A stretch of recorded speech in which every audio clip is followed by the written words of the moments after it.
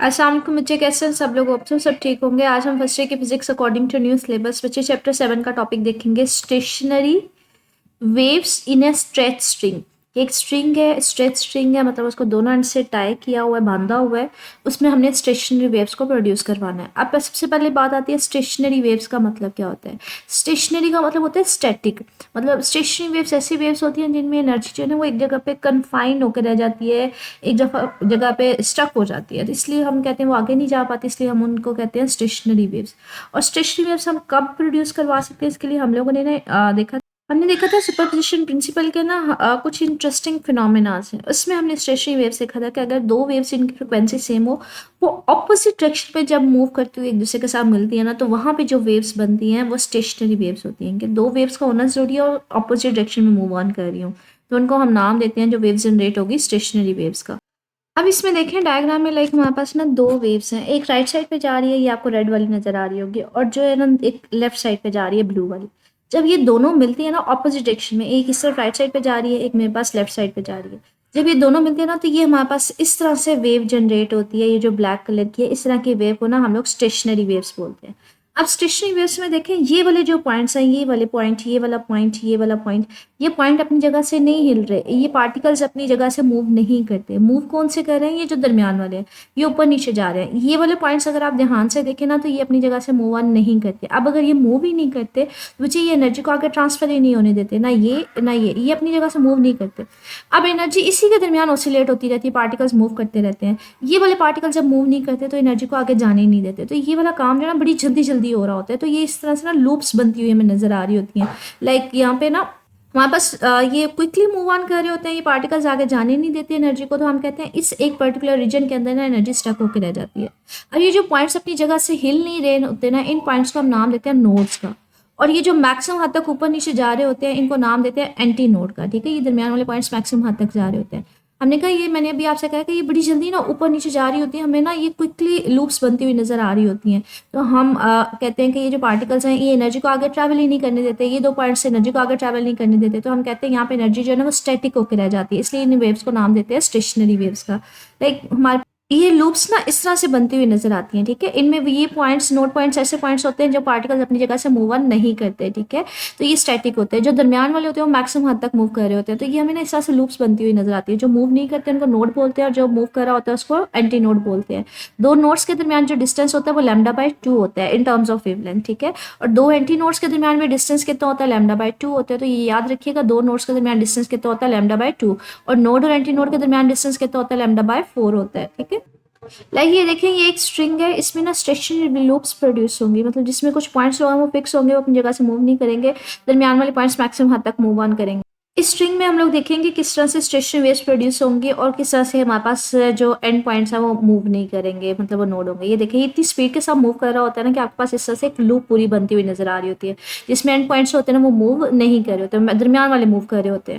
यहाँ पे उसकी ये फ्रिक्वेंसी सेट कर रहा है, जिससे अब पहले एक लूप बन रही थी, अब ये देखिएगा दो लूप्स आपको बनती हुई नजर आएंगी। ठीक है, ये देखें, ये दो लूप्स बन रही है, दरमियान वाले पॉइंट्स हैं वो मूव नहीं कर रहे। ये इतनी स्पीड के साथ काम हो रहा होता है ना कि आपके पास, आपको लग रहा होता है कि सेंटर वाले पॉइंट्स हैं वो मूव नहीं कर रहे, बाकी जो मीडियम सेंटर वाले पॉइंट्स हैं, सॉरी ये जो एंटी नोड वाले पॉइंट्स हैं, ये मैक्सिमम हद तक मूव ऑन कर रहे होते हैं, लेकिन कुछ पॉइंट्स हैं वो मूव नहीं कर रहे होते। जो मूव नहीं कर रहे होते बच्चे, इनको नोड्स बोलते हैं, और जो मैक्सिमम हद तक पार्टिकल्स मूव कर रहे होते हैं उनको एंटी नोड बोलते हैं। अब ये वाले पार्टिकल्स तो मूव ही नहीं कर रहे, सिर्फ दरमियान वाले मूव करते हैं, तो ये एनर्जी को आगे मूव ही नहीं करने देते, इसलिए इस तरह की वेव्स को हम नाम देते हैं स्टेशनरी वेव्स। ये हमारे पास 2 लूप्स हैं, 3 भी बन सकती है, उससे ज़्यादा भी बन जाती है। ये देखिए, अगर आप फ्रिक्वेंसी चेंज कर देंगे तो लूप्स बढ़ती जाएंगी। ठीक है, फ्रिक्वेंसी की वैल्यू चेंज करते जाएंगे, तो पहले 2 लूप्स बन रही थी, अब ये देखिए 3 लूप्स बन रही हैं। ठीक है, तो हमारे पास ये लूप्स डिपेंड करती है फ्रिक्वेंसी कितनी आपके पास है, पर्टिकुलर फ्रिक्वेंसी। ठीक है, तो यहाँ पे जो मैक्सिमम पॉइंट मूव करते हैं उनको एंटी नोड बोलते हैं, बाकी जो मूव नहीं कर रहे होते हैं उनको नोड बोलते हैं। तो इस तरह से फ्रिक्वेंसी के ऊपर डिपेंड करते हैं, एक लूप बनेगी, 2 लूप्स बनेंगी, 3 लूप बनेंगी। तो जो दरमियान वाले पार्टिकल्स होते हैं जो मैक्सिमम हद तक मूव करते हैं उनको एंटी नोड बोलते हैं, जो पार्टिकल्स मूव नहीं करते उनको एंटी नोड बोलते हैं। दो नोड्स के दरमियान डिस्टेंस कितना होता है? λ/2। अब यहाँ पे ये जो टॉपिक है ना, ये सारा इंट्रोड्यूस करवाया गया था बच्चे stationery waves and there formation में, लेकिन ये रिड्यूस सिलेबस में टॉपिक नहीं है तो हम ये नहीं करेंगे, लेकिन थोड़ा सा आइडिया होना चाहिए था हमें स्टेशनरी वेव्स का, तो वो मैंने आपको एक आइडिया दे दिया है। मतलब स्टेशनरी वेव्स के लिए ज़रूरी है कि दो वेव्स जो है ना वो ऑपोजिट डायरेक्शन में मूव ऑन कर रही हूँ। जब वो मूव करती हैं तो वहाँ पे हमारे पास वेव्स जनरेट होती है जिनको नाम देते हैं स्टेशनरी वेव्स का। अभी हम लोग प्रोड्यूस करवाना चाह रहे हैं स्टेशनरी वेव्स इन स्ट्रेच स्ट्रिंग। तो कहते हैं सपोज करें एक स्ट्रिंग है जिसकी लेंथ एल है, आपने क्या किया उसको दोनों एंड से पकड़ के टाई कर दिया। लाइक ये मेरे पास एक स्ट्रिंग थी, आपने क्या किया उसको दोनों एंड से पकड़ के ना यहाँ पे फिक्स कर दिया, बांध दिया, और क्या लेंथ स्ट्रिंग की जो लेंथ थी इनिशियली उसको नाम दे दिया हमने, वो एल थी। ठीक है, अब यहाँ पे अगर इसको दोनों एंड से पकड़ के बांध देंगे ना तो इसमें कोई ना कोई टेंशन फोर्स भी प्रोड्यूस हो जाएगी जिसको हम लोग एफ से लिखेंगे। अब कहते हैं सपोज करें मैंने यहाँ से इसको पकड़ के ना इसको प्लग किया है, सेंटर से इसको मैंने पकड़ के ना ऊपर ले गई, सेंटर से पकड़ के बच्चे ऊपर मैं इसको यहाँ से ले जाऊंगी ना, तो जैसे ही मैं इसको यहाँ से ऊपर पकड़ के लेके जाऊंगी तो मेरे पास क्या होगा, ये स्ट्रिंग ऊपर की तरफ मूव ऑन कर जाएगी। अब ये देखिए बच्चे मैंने यहाँ से इसको पकड़ के ऊपर लेके गई हूँ। अब मैं ऊपर लेके गई, इसका मतलब है मैंने जब उसको प्लग किया तो मैंने इसको एनर्जी दी है, तो यहाँ पे ले जाकर जब मैं एनर्जी को छोड़ दूंगी, धागे को छोड़ दूंगी, मैंने इस पॉइंट पे एनर्जी दी है।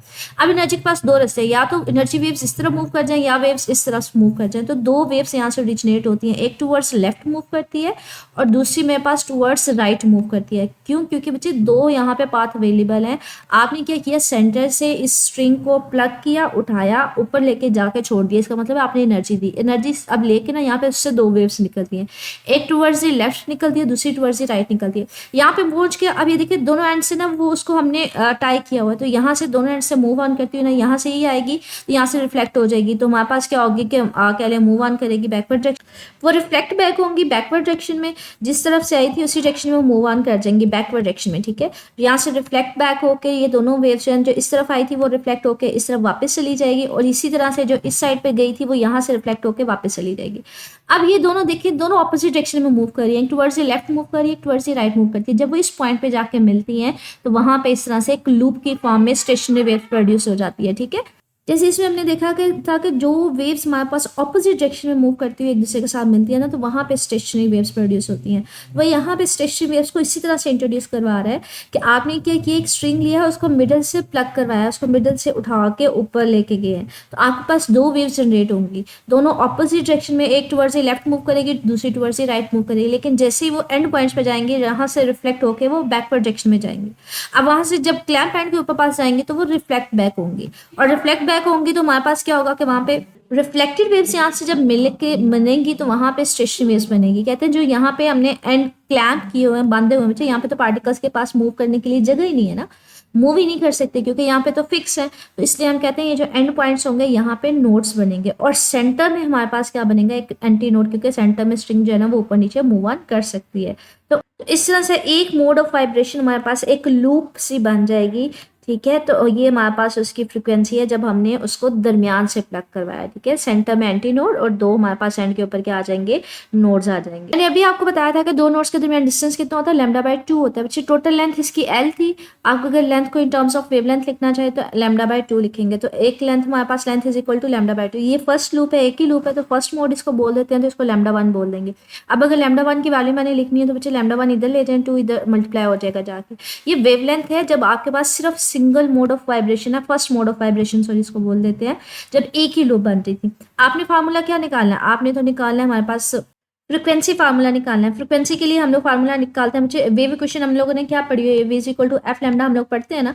हम लोगों ने क्या निकालनी है, हमने फ्रिक्वेंसी निकालनी है। तो यहाँ से अगर मैं फ्रिक्वेंसी को फाइंड आउट करना चाहूँ, मुझे मेरे पास स्पीड चेंज नहीं होती, चेंज क्या होती है, या फ्रिक्वेंसी चेंज होती है या फिर मेरे पास क्या होती है, वेवलेंथ चेंज होती है। हमने फ्रिक्वेंसी फाइंड आउट करनी है, अगर कोई भी लूप जनरेट हो रही है तो कितनी फ्रिक्वेंसी होगी। फर्स्ट लूप के लिए फ्रिक्वेंसी मैंने फाइंड आउट करनी है, तो फ्रिक्वेंसी इधर करने दें, लैम्डा इधर मल्टीप्लाई और इधर जाके क्या हो जाएगा, डिवाइड हो जाएगा, तो ये आ जाएगा वी ओवर λ1।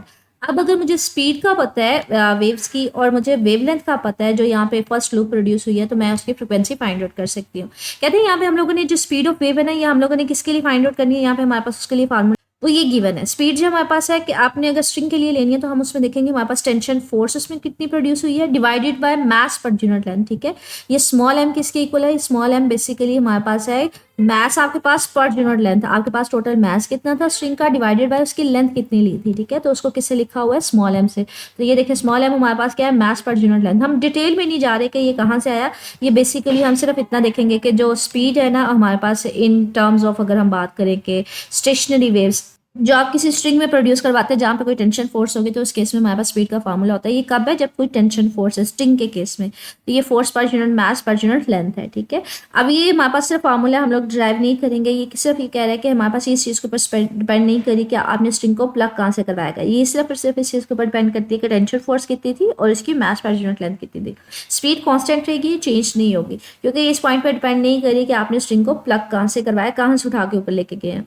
तो इसका मतलब है ये कांस्टेंट फैक्टर है। अब फ्रीक्वेंसी के लिए हमने फार्मूला निकाला था v ओवर लैम्डा। v की वैल्यू इसी तरह से डाल दे बच्चे, f ओवर m, और लैम्डा की वैल्यू क्या थी? 2l।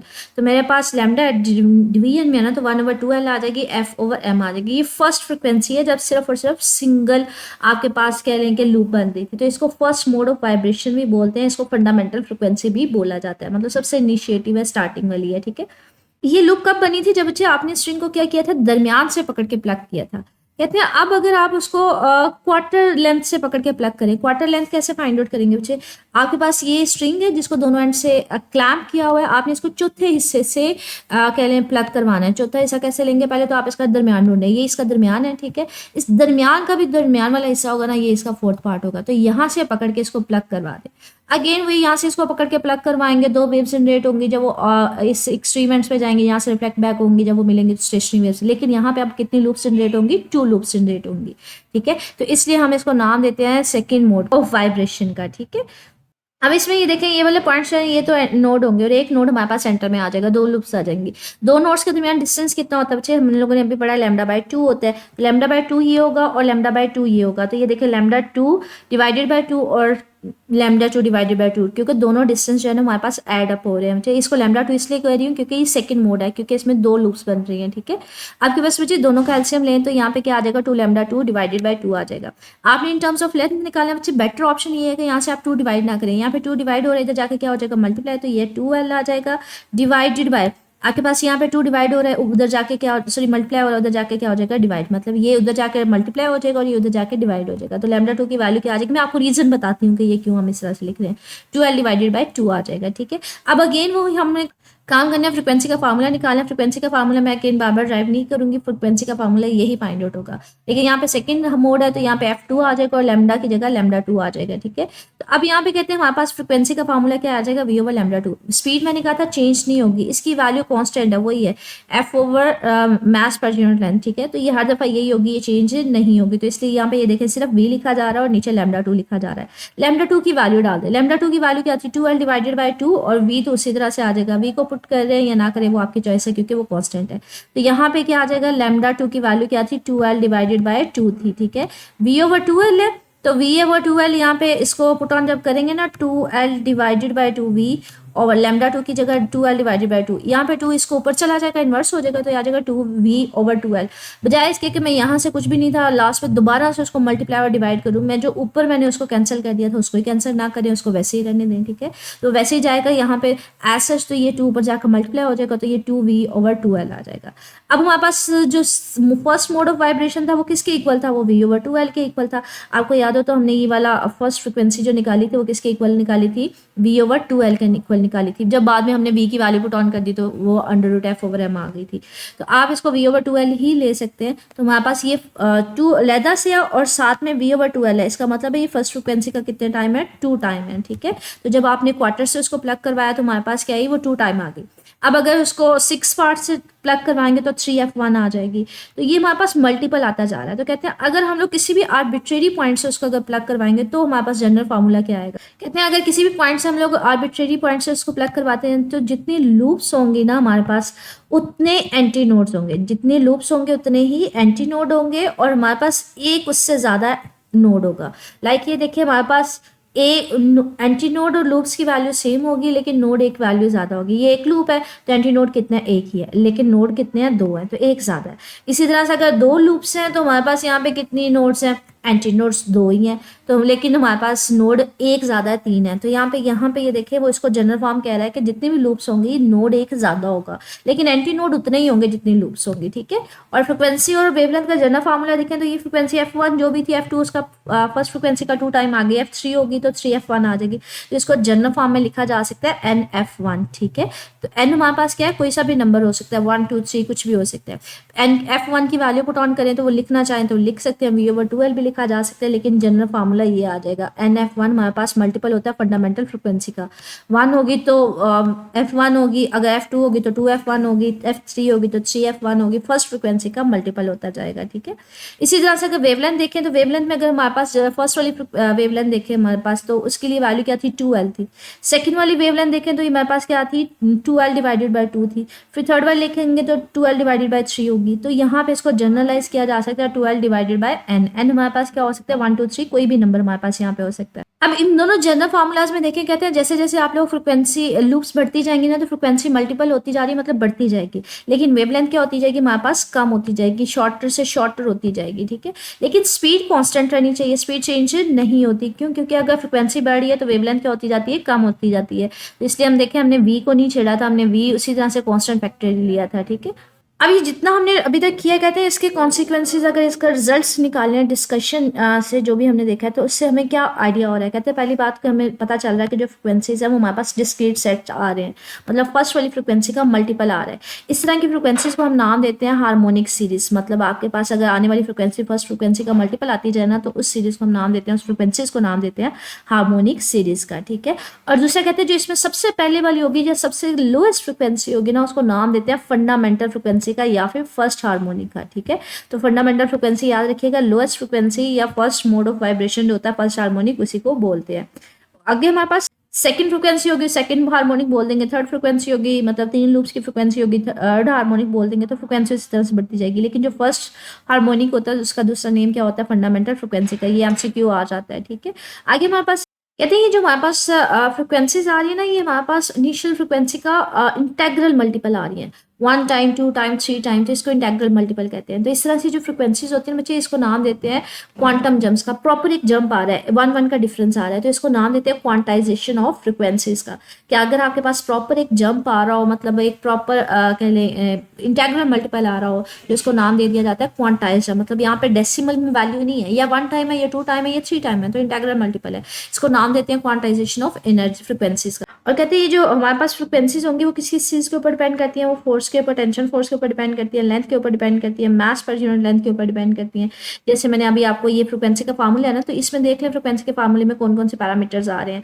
ये देखें, लेंथ के ऊपर आ रहा है, स्ट्रिंग की लेंथ के ऊपर, टेंशन फोर्स उसमें कितनी आ रही है, मास पर यूनिट लेंथ। तो 3 पैरामीटर्स के ऊपर फ्रिक्वेंसी डिपेंड करेगी। तो इसका अगर 1 टाइम होगा, 2 टाइम होगा, तो वो वाली हमारे पास वेव्स जनरेट होंगी, लूप्स जनरेट होंगी। अगर फ्रिक्वेंसी इनका मल्टीपल नहीं होगी तो वो बड़ी जल्दी खत्म हो जाएगी, डैम्प आउट हो जाएगी, ठीक है। तो हम कहते हैं वो जल्दी खत्म हो जाती है। कहते हैं अगर म्यूजिकल इंस्ट्रूमेंट्स की अगर आपने फ्रिक्वेंसी वगैरह चेंज करनी हो तो आप क्या कर देते हैं, जैसे या तो उसमें टेंशन फोर्स को चेंज कर देंगे, या फिर जो स्ट्रिंग होती है ना उसकी लेंथ को कम ज़्यादा कर देते हैं।